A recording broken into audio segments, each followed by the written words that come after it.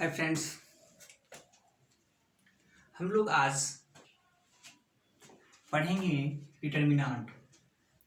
Determinant का हिंदी होता है सारणिक। इसका क्या हिंदी होता है? सारणिक। अब डिटर्मिनांट कहते किसको है ये जानना।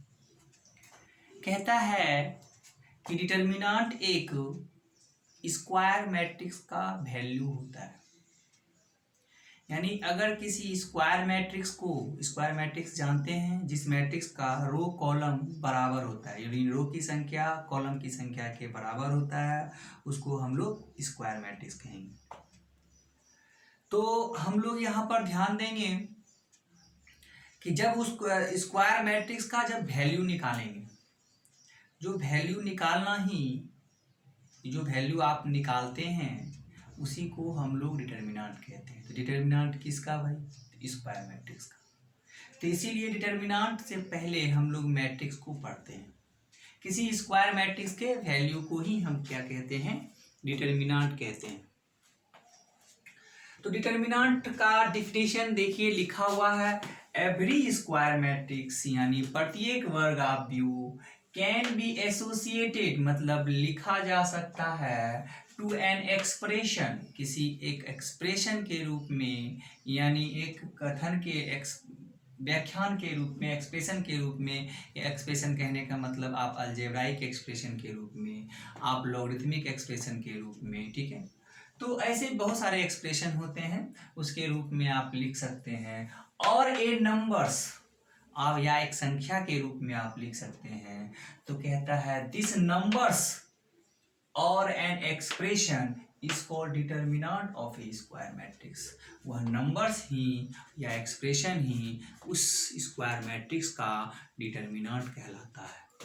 तो डिटर्मिनांट एक प्रकार का, डिटर्मिनांट देख लीजिए, डिटर्मिनांट एक जैसे सेट ऑफ ऑल मैट्रिक्स है स्क्वायर मैट्रिक्स का एक प्रकार का, वह हम डिटर्मिनांट निकालेंगे तो वह किसी एक नंबर के रूप में हमको व्यक्त करेगा।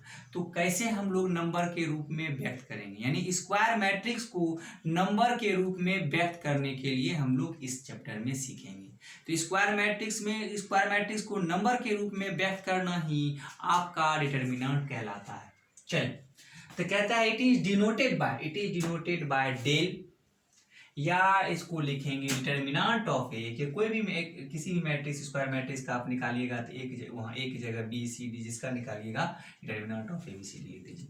या इस तरह का दो डंटा लिखा जाता है, जैसे मैट्रिक्स में आप इस तरह से लिखते थे, अब डिटर्मिनांट में इस तरह दो डंटा दिया जाएगा। इसको मोड़ना नहीं है, नहीं तो पहचानेंगे कैसे कि कौन सा डिटर्मिनांट है और कौन सा मैट्रिक्स। तो ध्यान रखें, जब भी आपको find the value of square matrix अगर कहा जाए तो इसका मतलब आपको कह रहा है कि डिटर्मिनांट निकालिए। चलिए हम लोग यहाँ पर देखेंगे कि यदि कोई स्क्वायर मैट्रिक्स एक ऑर्डर का रहता है तो कैसे निकालते हैं। इफ ए स्क्वायर मैट्रिक्स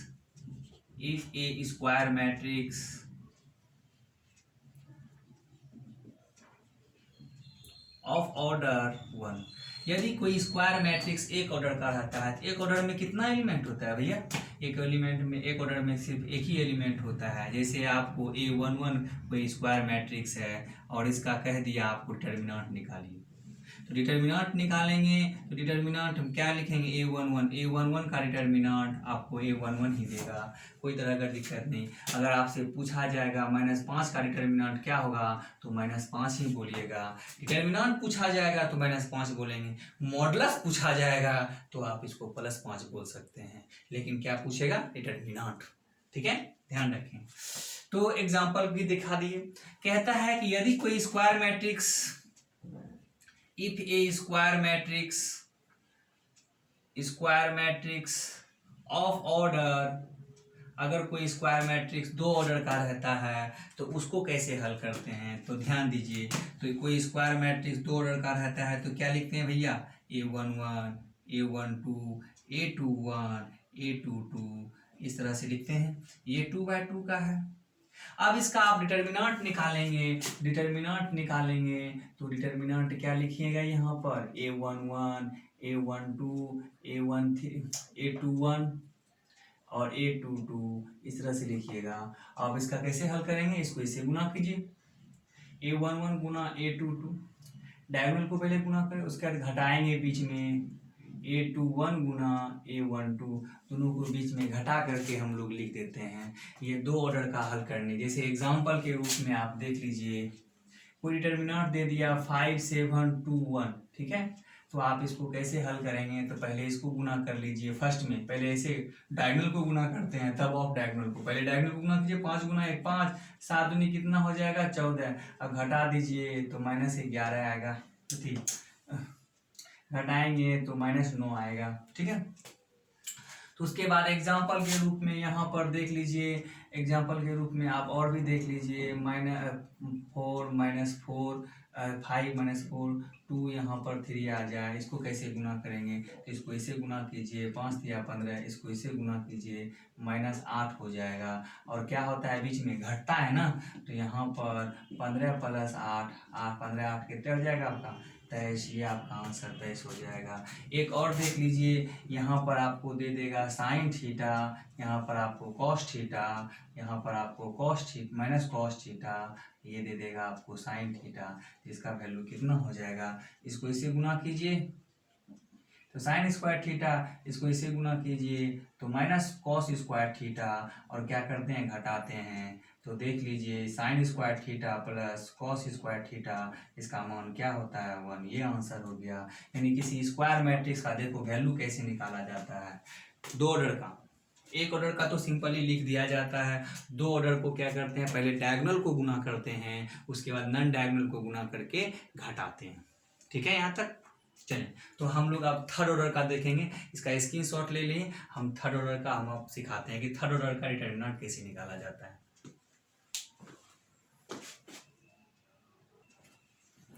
अगर देखिए कोई स्क्वायर मैट्रिक्स अगर थर्ड ऑर्डर का रहेगा तो उसका डिटरमिनेंट हम लोग कैसे निकालेंगे, ठीक है। चलिए, तो थर्ड ऑर्डर का डिटरमिनेंट निकालने के लिए मेथड देखिए क्या है, A11 A12 A13,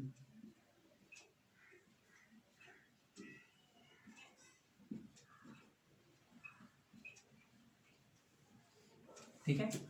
तो हम लोग इसका डिटरमिनेंट देखिए कैसे निकालेंगे, डिटरमिनेंट निकालने का इसका मेथड है, यहाँ पर इसमें सबसे पहले चीज लिखेंगे एक्सपेंडिंग एलोंग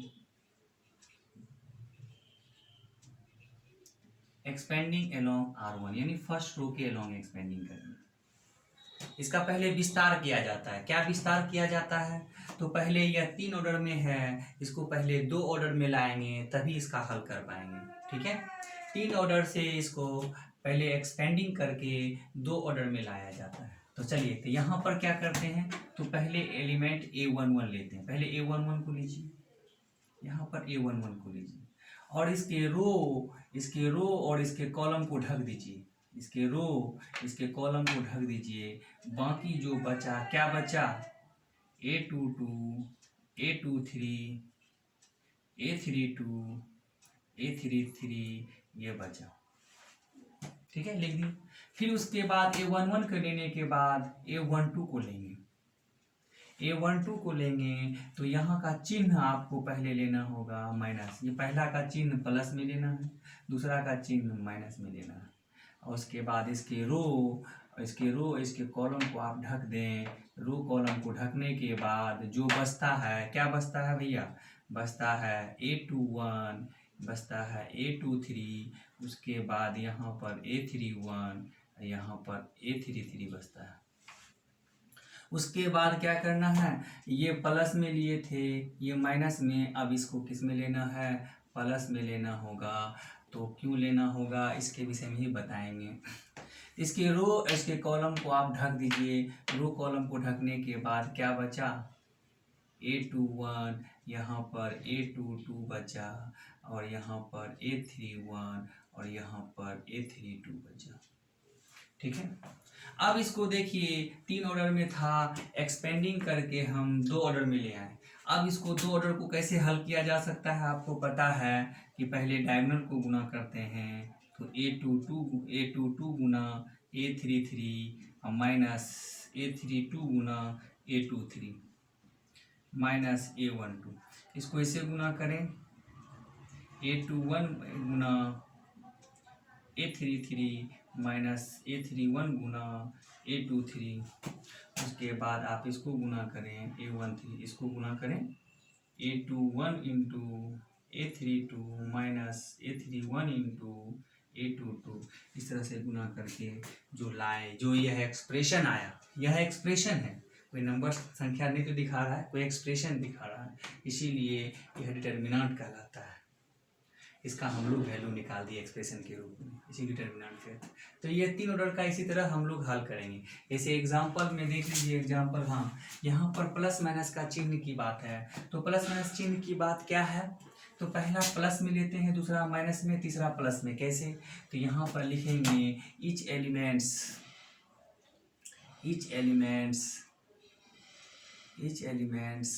प्रत्येक एलिमेंट्स मल्टीप्लाइड बाय -1 पे पावर i प्लस जे, प्रत्येक एलिमेंट, डिटर्मिनेंट का प्रत्येक एलिमेंट -1 पे पावर i प्लस जे से मल्टीप्लाई होता है।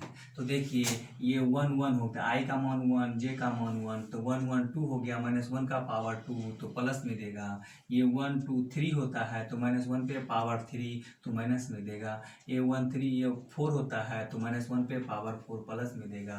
इसीलिए यहाँ पर चिन्ह याद रख लीजिए, इसके अनुसार पहला प्लस, दूसरा माइनस, तीसरा प्लस, माइनस, ये प्लस माइनस, इसके प्लस, ये माइनस, ये प्लस, यानी अल्टरनेट साइन होता है, एक के बाद पॉजिटिव। देखिए ये पॉजिटिव है तो ये निगेटिव, ये पॉजिटिव, ये निगेटिव, ये पॉजिटिव, ये निगेटिव, ये पॉजिटिव, ये निगेटिव, ये पॉजिटिव, ये निगेटिव, ये पॉजिटिव, अल्टरनेट आपका चलते रहेगा। इस तरह से हल करते हैं, ठीक है। चलो हम लोग क्या करते हैं, उसके बाद हम लोग करेंगे, हम लोग अब निकालेंगे, इसका एक एग्जाम्पल देखना होगा, एग्जाम्पल की कैसे हल करेंगे कोई भी डिटर्मिनेंट। ये डिटर्मिनेंट हम अपने मन से एक एग्जाम्पल लेते हैं, 4 3 2 1 2 1 6 2 1। आप डिटर्मिनेंट को लिख लें। डिटर्मिनेंट से आपका 6 मार्क्स का एग्जाम में पूछा जाता है, बोर्ड एग्जाम में, चाहे CBSE हो या बिहार बोर्ड हो, तो एकदम 6 मार्क्स से इससे क्वेश्चन रहता है। तो ज़्यादा से ज़्यादा इस चैप्टर पर आप मेहनत करेंगे तो ज़्यादा से ज़्यादा मार्क्स आएगा, और क्या। चलें, तो हम लोग यहाँ पर क्या करते हैं, इसका हम लोग लिखेंगे सबसे पहला number expanding along R1, expanding along R1 यानी फर्स्ट रो के along एक्सपेंडिंग करेंगे तो 4 पहले लेंगे, तो 4 को लेने के बाद इसके रो, इसके कॉलम को आप ढक दीजिए, रो कॉलम को ढकने के बाद 2 1 2 1 होगा, ठीक है। उसके बाद 4 प्लस में लिए तो 3 को किस में लेना होगा, माइनस में लेना होगा, इसके रो, इसके कॉलम को आप ढक दीजिए, क्या बचा आपका, तो 1 1, यहाँ पर 6 1 बचा। यहाँ पर ये प्लस में 2 लीजिए, 2 को प्लस में लेना होगा, इसके रो, इसके कॉलम को ढक दीजिए, आपका 1 2 6 2 आएगा, नहीं आएगा। अब इसको आप हल कर लें, 4, इसको इससे गुना करें 2, और इसको इससे गुना करके 2, और बीच में घटाते हैं -3, इसको इससे गुना कर लें तो 1, इसको इससे गुना कर लें 6, बीच में घटाते हैं +2, इसको इससे गुना कर लें 2, इसको इससे गुना कर लें तो 12, अब बीच में क्या करते हैं, घटा देते हैं। चलिए घटा के लिखिए, 2 में 2 घटा 0 तो ये 0 हो जाएगा, 1 में 6 घटा कितना हो जाएगा, -5 गुना -3 का +15 हो जाएगा। तो 2 में 12 घटा -10 गुना कितना हो जाएगा, -20, और इसको घटाइए तो ये -5 हो जाएगा। यही आपका आंसर हो जाएगा, ठीक है। तो पहले इसको लिख लें, हम इसी चीज़ को बताएंगे एक अलग और तरीके से, पहले इसको ध्यान दें। एक मेथड और है, ठीक है, हम इसको एक्सपेंडिंग मेथड से ही बना सकते हैं। दूसरा है सरस मेथड, देखिए सरस मेथड से कैसे निकालते हैं। एक है SARRUS, सरस मेथड, ये केवल 2 ऑर्डर के डिटर्मिनेंट के लिए एप्लीकेबल होता है और सिर्फ नंबर वाले को, ठीक है, ध्यान रखें। तो 3 ऑर्डर वाला डिटर्मिनेंट पर ही एप्लीकेबल होता है। तो चलिए इसको हल कैसे किया जाता है, गौर करें सब कोई। यहाँ पर 4 3 2 है, ये 1 2 1 है, ये 6 2 1 है। इसको बनाने के लिए सरस मेथड में कहा जाता है पहला दो कॉलम को आप फिर से लिख लें। तो पहला दो कॉलम को क्या है, ये 4 1 6 है, 3 2 2 है, यहाँ पर 3 2 2 है। तो पहले दो कॉलम को हमने फिर से लिख लिया। अब इसको क्या करेंगे, इसको हल करेंगे। देखिए कैसे हल करेंगे। तो पहले इधर से 3 लेंगे इस तरह से, इसको इसे गुना करेंगे, इसको इसे गुना करेंगे, इस सबको इसे गुना करेंगे। गुना करके लिखिए भैया, 4 दूनी 8 गुना 1 8, 3 गुना 1 3, छतरिया कितना हो जाएगा 18। गुना करके इसको गुना कीजिए, 2 दूनी 4, गुना करके आप जोड़ दीजिए। उसके बाद एक ब्रैकेट बंद कर दीजिए। उसके बाद इधर से लेना है आपको, ठीक है, इधर से गुना कीजिए। तो इसको इधर से गुना करेंगे, 3 गुना 1 तो कितना हो जाएगा आपका 3 हो जाएगा। इसको गुना करेंगे तो 4 दूनी कितना हो जाएगा 8 हो जाएगा। इसको इसे गुना कीजिए तो 6 दूनी 12, 12 दूनी कितना हो जाएगा ये 24। गुना करके क्या करेंगे, बीच में घटा लेंगे, ठीक है। तो आप देख लीजिए, ये 8 प्लस में है, ये 8 इधर माइनस में कैंसिल हो गया, 18 4 22 हो गया। नहीं, अब 22 देखिए 18 4 22 हो गया, 22 में आपका 24 घटा तो -2 हो गया। यहाँ पर प्लस -3 है, ये -3 है ना, तो घटेगा तो -5 होगा। इसको जोड़ घटा के लिखिएगा, आपको सरस मेथड से भी आपका -5 ही आंसर आता है। तो ये आप एक्सपेंडिंग मेथड से भी सीख रहे हैं और क्या क्या सीख रहे हैं आप, एक सरस मेथड से भी थर्ड ऑर्डर वाले डिटर्मिनेंट को आप हल कर सकते हैं। यहाँ तक पहले लिख लें, हम इसको मिटाते हैं तब आपको नेक्स्ट आगे बढ़ाते हैं। चलिए हम लोग एक डिटर्मिनेंट लेते हैं और इसका हल करते हैं, ठीक है। चलिए देखें इसको पहले हम बनाते हैं एक्सपेंडिंग मेथड से। एक्सपेंडिंग एलोंग R1, यानी फर्स्ट रो के एलोंग एक्सपेंडिंग करेंगे। एक्सपेंडिंग कीजिए भैया फर्स्ट रो के एलोंग, तो 4 किस में लेना है, प्लस में। तो इसके रो और इसके कॉलम को आप ढक दीजिए। देखिए क्या बचता है, तो 1 2 1 -2 बचा, ठीक। उसके बाद आप लीजिए यहाँ पर -5 लीजिएगा, तो इसके रो इसके कॉलम को आप ढक दीजिए। क्या बचा भैया, तो 2 3 बचा और 2 -2 बचा, लिख दीजिए। तो यहाँ का चिन्ह आपको क्या होता है, माइनस, तो माइनस देना पड़ेगा। उसके बाद यहाँ पर आप 7 लीजिएगा, तो 7 को किस में लेना है, प्लस में। इसके रो इसके कॉलम को ढक दीजिए, तो क्या बचा 2 1, यहाँ पर 3 1 बचा, तो आप इसको लिख लें, ठीक है। तो आप इसको गुना कीजिए, ये 4 है, इसको इसे गुना करेंगे, -2 होगा, इसको इसे गुना करेंगे 2 होगा, और बीच में क्या करते हैं, घटाते हैं। ये माइनस माइनस ये +5 होगा, और इसको इससे गुना कीजिए तो कितना -4, इसको इसे गुना कीजिए -6 घटेगा, +7 इसको इसे गुना कीजिए 2, और इसको इसे गुना कीजिए 3 घटेगा। चलिए इसको हल कर लें, तो -4, तो -4 गुना कितना हो जाएगा, तो ये -16 हो जाएगा। ये 6 4 10 -10 -50 हो जाएगा। इसको गुना करेंगे तो ये माइनस आपका 1, तो गुना करेंगे तो यहाँ पर -7 आ जाएगा। आप इसको गुना कर लें, देखिए कितना आता है, तो कितना होगा, 16 6 कितने 7 6 13, यानी 23 हो जाएगा। और 23 में -50 को जोड़ दीजिए तो -73 हो जाएगा। देख लीजिए आपका यही आंसर है, ठीक है। आप लोग इस पर प्रैक्टिस करेंगे। इसी डिटर्मिनेंट को हम एक अलग मेथड से बनाते हैं। यहाँ पर हम लिख देंगे एक्सपेंडिंग एलोंग, सिर्फ एक्सपेंडिंग अलग कर देंगे। यहाँ पर लिखेंगे एक्सपेंडिंग एलोंग, आपको लिखेंगे R2, यानी सेकेंड रो के एलोंग अगर एक्सपेंडिंग करेंगे तो क्या होगा, सेकेंड रो के एलोंग एक्सपेंडिंग करते हैं, ठीक है। तो सेकेंड रो के एलोंग एक्सपेंडिंग करेंगे तो आपको सेकेंड रो का एलिमेंट लेना होगा। तो सेकेंड रो का एलिमेंट ये हुआ, तो इसका रो का एलिमेंट लेना है। पहला क्या लेना होगा, 2, और 2 लेने के बाद इसके रो और इसके कॉलम को आप ढक दीजिए। रो और कॉलम को ढकने के बाद क्या बचा आपका, -5 7 1 -2 बचा, ठीक है।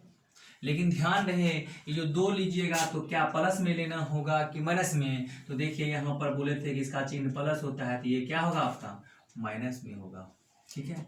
उसके बाद 1 लीजिए, 1 आपका प्लस में हो जाएगा। तो 1 लेने के बाद इसके रो इसके कॉलम को आप ढकिए। देखिए क्या बचता है भाई, 4 7 3 - 2। यहाँ पर लिखेंगे 4 7 3 - 2 लिखेंगे। उसके बाद आपका क्या बचता है, यहाँ पर ये क्या बचेगा, ये माइनस में ये प्लस में, तो ये माइनस में लेना पड़ेगा, तो ये 2 आ जाएगा। और इसके रो इसके कॉलम को आप ढक दीजिए, तो 4 - 5 आपका यहाँ पर 3 1 आ जाएगा। आप इसको आप हल करें। आप देखिए कैसे हल करेंगे, इसको गौर कीजिएगा। -2 इसको इससे गुना कीजिए तो 5 दूनी 10 होगा, इसको इससे गुना कीजिए 7 होगा और घटाना है इसको, ठीक है।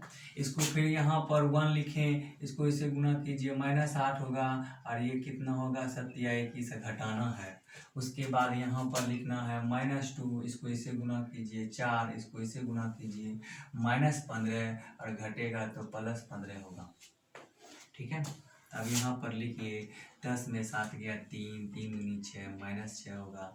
इसको लिखें 21 8 कितने हो जाएगा आपका, 21 8 -29 होगा। 15 4 19 19 19 कितना हो जाएगा 38 -38, सब तो माइनस में ही है, सबको जोड़ लीजिए तो क्या 9 8 17 17 17 6 कितना हो जाएगा 23, 5 के 2 3 2 5 1 5 5 2 7 हो जाएगा, तो -73 ही आ गया। एक्सपेंडिंग R2 के लॉन्ग भी किए तो -73 ही आया, R1 के लॉन्ग भी किए तो -73 आया। एक्सपेंडिंग अगर फर्स्ट कॉलम के लॉन्ग करते हैं तो देखिए क्या होता है, यहाँ पर लिखेंगे हम लोग एक्सपेंडिंग अलोंग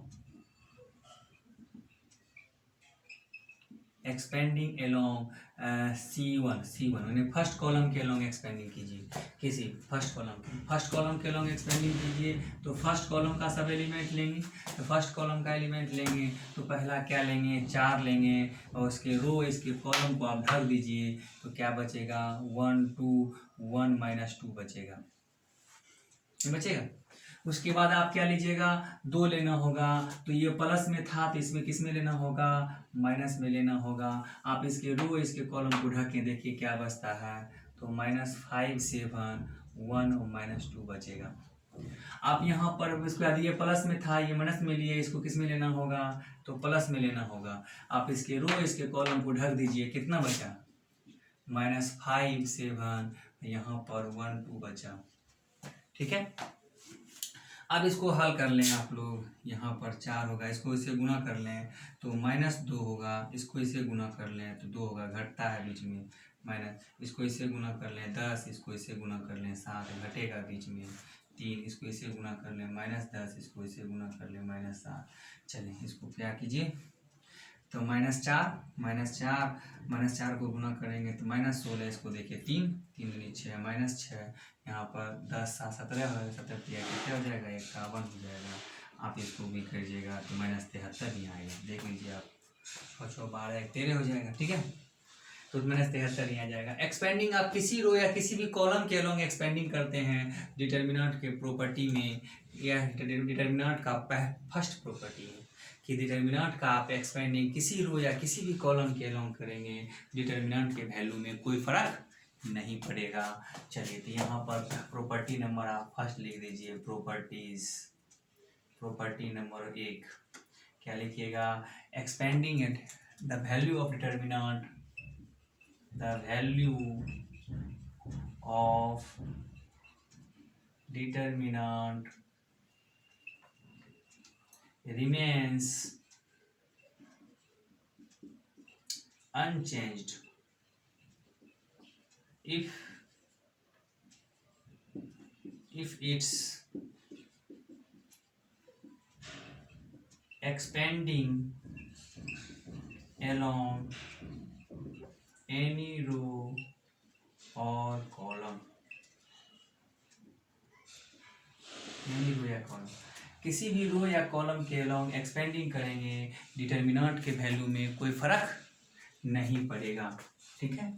ये बहुत ही महत्वपूर्ण चीज का प्रॉपर्टी है, प्रॉपर्टी नंबर 1 हो गया। चलिए हम लोग प्रॉपर्टी नंबर 2 पर पढ़ेंगे। अब हम लोग देखेंगे एक नेक्स्ट प्रॉपर्टी के बारे में। प्रॉपर्टी नंबर 1 पढ़ लिए कि डिटर्मिनेंट को किसी भी रो या किसी भी कॉलम के अलोंग एक्सपेंडिंग करते हैं तो डिटर्मिनेंट के वैल्यू में कोई अंतर नहीं आता है। तो हम लोग क्या कर सकते हैं, तो हम लोग किसी भी रो या किसी भी कॉलम के अलोंग एक्सपेंडिंग कर सकते हैं, डिटर्मिनेंट के वैल्यू में कोई फर्क नहीं पड़ेगा। अब हम प्रॉपर्टी नंबर 2 के बारे में हम लोग देखेंगे। ध्यान दीजिए, प्रॉपर्टी नंबर 2 के बारे में क्या देखेंगे, आप पहले इस डिटर्मिनेंट को हल कर लें, इसका हम लोग एक्सपेंडिंग कर लेते हैं।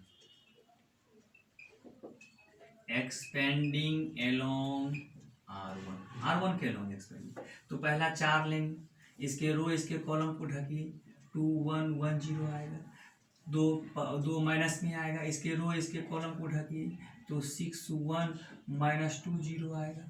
आप -1 को लीजिए तो माइनस यहाँ पर 1 आ गया, और इसके रो इसके कॉलम को ढकिए तो यहाँ पर 6 2 -2 1 आ जाएगा। आप इसको कीजिए, गुना कीजिए, इसको ऐसे गुना कीजिए 0 होगा, इसको ऐसे गुना कीजिए 1 घटेगा, इसको ऐसे गुना कीजिए 0 हो गया, इसको ऐसे गुना कीजिए -2 और बीच में घटेगा। ठीक है, बीच में क्या होता है, घटता है -1, इसको इसे गुना कीजिए -4 हो जाएगा और बीच में घटता है। ठीक है, चलो इसको गुना कीजिए तो माइनस यहाँ पर 4 हो गया, माइनस माइनस प्लस, तो ये 2 दूनी 4, ये -4 ये भी हो जाएगा, ये होगा माइनस माइनस प्लस, 6 4 10 हो जाएगा, तो यहाँ पर -10 होगा, तो माइनस क्या हो जाएगा आपका 18 आ जाएगा। इसका आंसर -18 आ गया। अब यहाँ पर गौर कीजिए, इसके रो को कॉलम में बदल दीजिए, डिटर्मिनेंट के रो को किस में बदल दीजिए, कॉलम में बदल दीजिए। तो देखिए रो में है 4 2 -1, तो यहाँ पर हम लिखते हैं 4 2 -1, 6 2 1 6 2 1 लिखेंगे, और ये -2 1 0 है तो -2 1 यहाँ पर 0 लिखेंगे। तो रो को किस में बदल दिए भैया, तो रो को कॉलम में बदल दिए। तो रो को कॉलम बदल दिए तो क्या कहते हैं, रो को कॉलम बदलना मतलब ट्रांसपोज करना होता है। ठीक है, ट्रांसपोज करना होता है। तो डिटर्मिनेंट में भी अगर हम ट्रांसपोज लगाएंगे तो उसके वैल्यू में क्या अंतर आएगा ये देखना है। चलिए इसका भी हम लोग एक्सपेंडिंग करते हैं, तो इसका भी आप एक्सपेंडिंग करके देख लीजिए।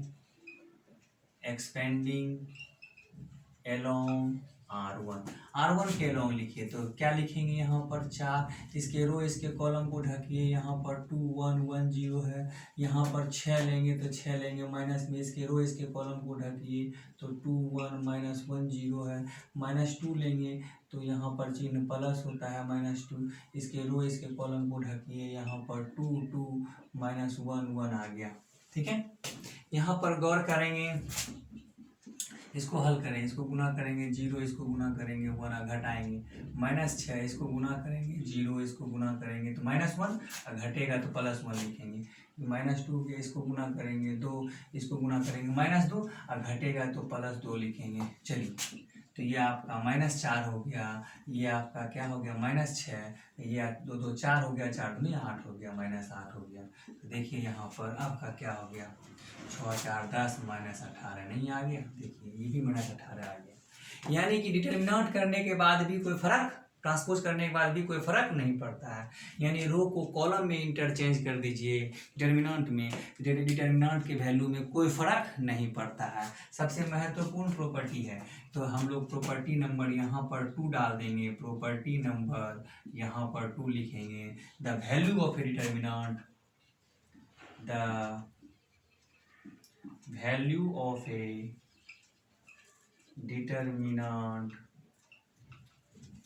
remains unchanged,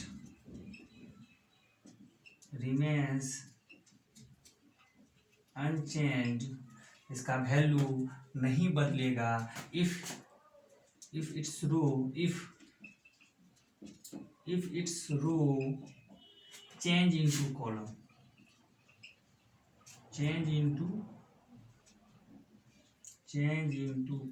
यदि रो को कॉलम में बदल दिया जाए तो डिटर्मिनेंट के वैल्यू में कोई फर्क नहीं पड़ेगा। आप अर्थात करके यह भी लिख दे दीजिए, ए मैट्रिक्स का डिटर्मिनेंट और ए ट्रांसपोज का डिटर्मिनेंट में कोई फर्क नहीं पड़ता है, दोनों का वैल्यू बराबर होता है। ये बहुत ही महत्वपूर्ण प्रॉपर्टी है, प्रॉपर्टी नंबर 2। अब हम लोग प्रॉपर्टी नंबर 3 को देखेंगे। प्रॉपर्टी नंबर 3 देख लीजिए क्या होता है।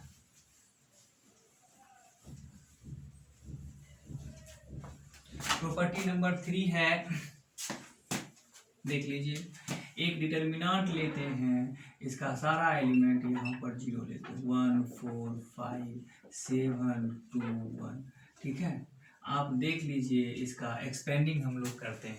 ठीक है, एक्सपेंडिंग करेंगे, यहाँ पर लिखेंगे एक्सपेंडिंग एलोंग C1। हम किसी भी रो या कॉलम के अलोंग एक्सपेंडिंग कर सकते हैं, तो चलिए C1 के अलोंग एक्सपेंडिंग करेंगे। तो पहले 0 लेंगे, इसके रो इसके कॉलम को ढकिए, तो यहाँ पर 4 2 5 1 हो जाएगा। फिर ये 0 लेंगे, -0, इसके रो इसके कॉलम को ढकिए भैया, 1 7 5 1 हो जाएगा। ये लीजिए पहले +0, इसके रो इसके कॉलम को ढकिए, तो 1 7 यहाँ पर 4 2 हो जाएगा।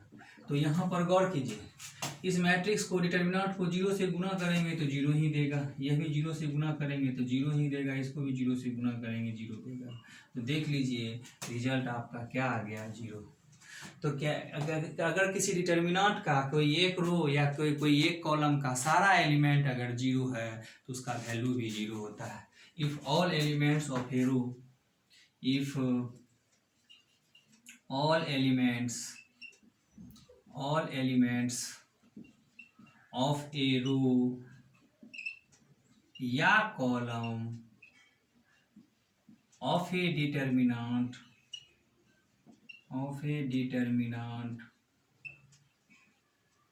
are 0, if all elements of a row या column of a determinant are 0, then the value of a determinant